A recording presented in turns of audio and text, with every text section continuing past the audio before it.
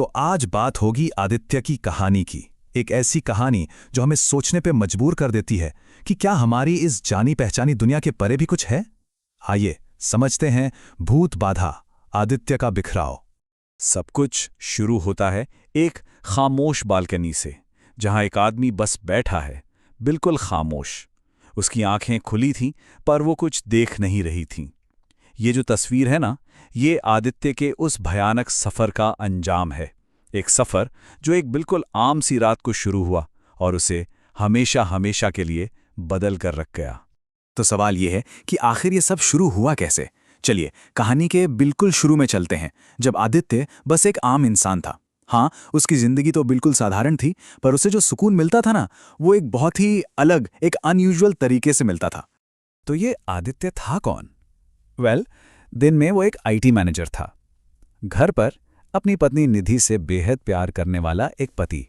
लेकिन रात में, खासकर वीकेंड्स पर, उसकी दुनिया ही अलग थी। उसका पैशन था अपनी बाइक पर अकेले बस निकल जाना।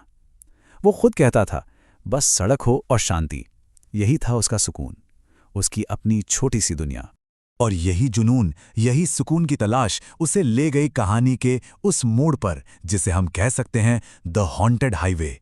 एक रात, एक राइड जो उसका सब कुछ छीनने वाली थी।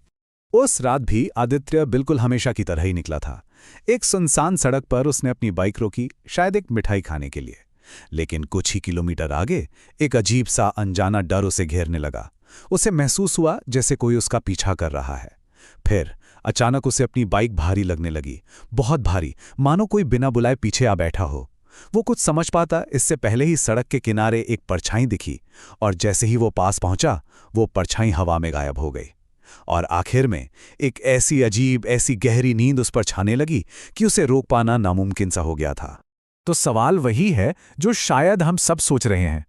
क्या ये सब सिर्फ थकान थी, दिमाग का कोई वहम, या फिर वाकई कुछ और था?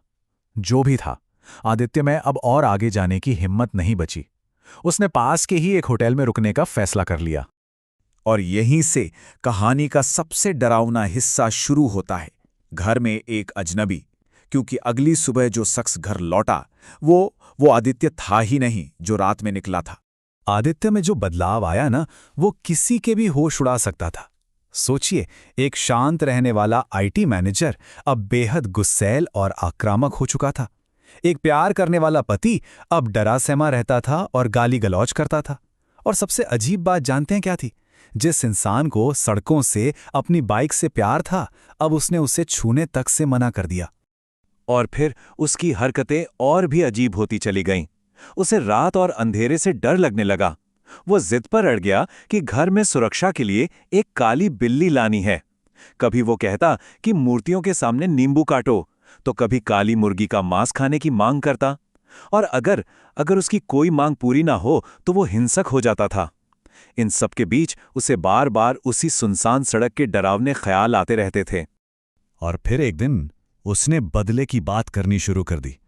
वो चीखता था, पर उसकी आवाज में नहीं, एक बिल्कुल अलग, अनजानी आवाज में, मेरा बदला पूरा होगा, मैं एक एक से हिसाब लूंगा। अब ये बात बिल्कुल साफ हो चुकी थी। आदित्य के अंदर कोई और था, कोई और जो उसके शरीर का इस्तेमाल कर रहा था। अब परिवार समझ चुका था कि ये मामला डॉक्टरों की समझ से बाहर है। और यहीं से कहानी उस मोड़ पर आती है जहां अनदेखे का सामना करना पड़ता है। क्योंकि जब दवाएं काम करना बंद कर देती हैं, तो अक्सर विश्वास ही आखिरी सहारा बचता है। परिवार को अब यकीन हो गया था कि ये भूत बाधा का मामला है। मतलब एक ऐसी हालत जब माना जाता है कि कोई बुरी आत्मा या भूत किसी के शरीर पर कब्जा कर लेता है और उसे परेशान करता है। यहां तक कि उनके फैमिली डॉक्टर अमित ने भी जब आदित्य की हालत देखी, तो उन्होंने भी साफ साफ कह दिया। उनके शब्द परिवार के डर पर मोहर लगा रहे थे, ये कोई मेडिकल केस नहीं है। और बस इसी के साथ विज्ञान का रास्ता बंद हो गया और अलौकिक उपायों की तलाश शुरू हो गई। और ये तलाश हमें ले आती है कहानी के सबसे अहम, सबसे निर्णायक मोड़ पर, अंतिम अनुष्ठान। ये एक ऐसी लड़ाई थी जिसे वहीं लड़ना था जहां से ये सब कुछ शुरू हुआ था, उसी सुनसान सड़क पर। जब पंडित कालीचरण महाराज को बुलाया गया, तब जाकर वो राज खुला जो आदित्य को अंदर ही अंदर खाए जा रहा था। बात यह थी कि आदित्य के शरीर में एक नहीं बल्कि दो आत्माएं थीं।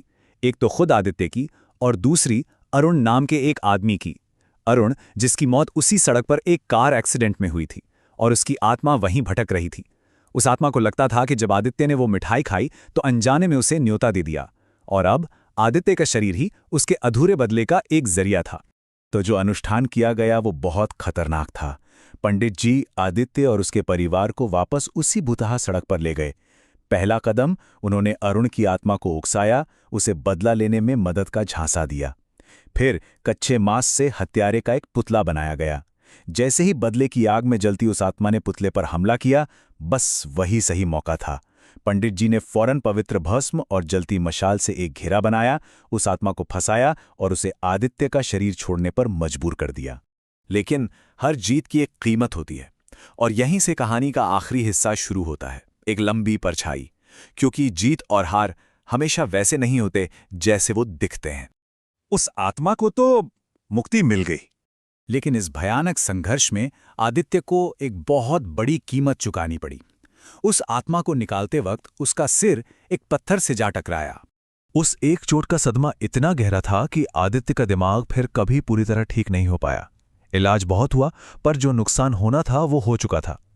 आज भी उसे आग से एक अजीब सा गहरा डर लगता है और वो बस चुपचाप बैठा रहता है, उसकी आंखें खाली, न जाने कहां देखती रहती हैं। बिल्कुल वैसे ही जैसे हमने इस कहानी की शुरुआत में देखा था। तो ये कहानी हमें एक बहुत ही परेशान करने वाले सवाल के साथ छोड़ जाती है। क्या किसी की आत्मा को बचाने की कीमत उसका दिमाग हो सकता है? क्या एक को बचाने के लिए दूसरे को खोना ही पड़ता है? शायद इसका जवाब किसी के पास नहीं है।